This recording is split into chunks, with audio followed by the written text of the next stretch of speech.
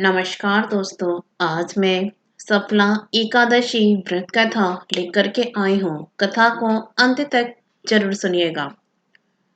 चंपावती नगरी में एक महिषमान नाम का राजा राज्य करता था। उसके 4 पुत्र थे। उन सब में लुम्पक नाम वाला बड़ा राजपुत्र महापापी था।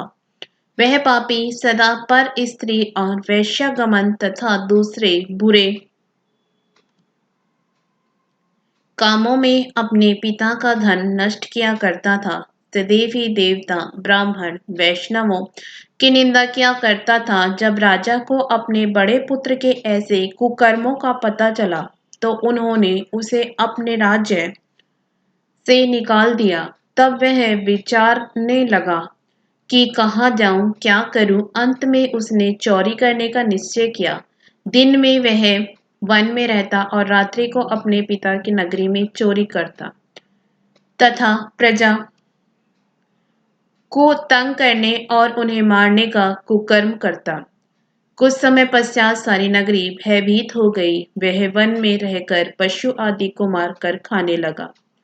नागरिक और राज्य के कर्मचारी उसे पकड़ लेते किंतु राजा के भय से छोड़ देते।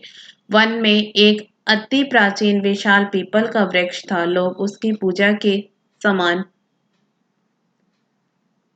पूजा करते। उसी वृक्ष के नीचे वह महापापी लुम्पक रहा करता था। इस वन को लोग देवताओं की क्रीड़ा स्थली मानते थे।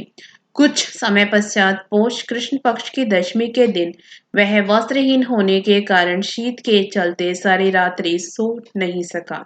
उसके हाथ पैर अकड़ गए। सूर्योदय होते होते वह मूर्छित हो गया। दूसरे दिन एकादशी का मध्याह्न के समय सूर्य की गर्मी पाकर उसकी मूर्छा दूर हुई। गिरता पड़ता वह भोजन की तलाश में निकला। पशुओं को मारने में वह समर्थ नहीं था, अतः पेड़ों के नीचे गिरे हुए फल उठाकर वापस उसी पीपल वृक्ष के नीचे आ गया। उस समय तक भगवान सूर्य अस्त हो चुके थे।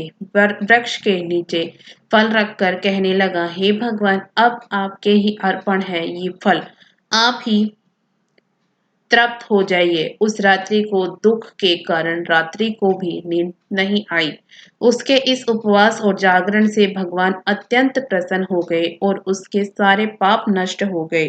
दूसरे दिन प्रातः एक अति सुंदर घोड़ा अनेक सुंदर वस्तुओं से सजा हुआ उसके सामने आकर खड़ा हो गया। उसी समय आकाशवाणी हुई कि हे राजपुत्र, श्री नारायण की कृपा से तेरे पाप नष्ट हो गए हैं। अब तू अपने पिता के पास जाकर राज्य प्राप्त कर। ऐसी वाणी सुनकर वह अत्यंत प्रसन्न हुआ और दिव्य वस्त्र धारण करके भगवान आपकी जय हो कहकर अपने पिता के पास गया। उसके पिता ने प्रसन्न होकर उसे समस्त राज्य का भार सौंप दिया और स्वयं वन के रास्ते चल दिए।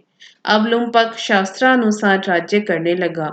उसके स्त्री पुत्र आदि सारा कुटुंब भगवान नारायण का परम भक्त हो गया। वृद्ध होने पर वह भी अपने पुत्र को राज्य का भार सौंपकर वन में तपस्या करने चला गया और अंत समय में वैकुंठ को प्राप्त हुआ। अतः जो मनुष्य इस परम पवित्र एक सफला एकादशी का व्रत करता है उसे अंत में मुक्ति मिलती है। जो नहीं करते वे पूंछ और सींगों से रहित पशुओं के समान हैं। इस सफला एकादशी के महात्म्य को पढ़ने से अथवा श्रवण करने से मनुष्य को अश्वमेध यज्ञ का फल मिलता है। जय श्री हरि। आपको यह कथा पसंद आई तो वीडियो को लाइक जरूर करिएगा। इसी तरह की कथा कहानियों के लिए हमारे चैनल को सब्सक्राइब भी जरूर करिएगा। धन्यवाद।